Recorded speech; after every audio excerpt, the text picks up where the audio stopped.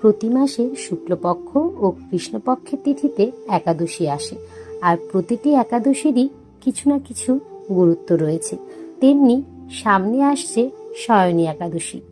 আষাঢ়ের শুক্লপক্ষের একাদশী শয়নী বা শয়ন একাদশী নামে পরিচিত। এই বিশেষ দিনটিতে ঘুমোতে যান ভগবান শ্রীবিষ্ণু। 4 মাস পর তার ঘুম ভাঙে। আসুন জেনে নেওয়া যাক শয়নী একাদশীর তারিখ ও পালনের সময়সূচি। তারিখ 17 জুলাই 2024 বুধবার।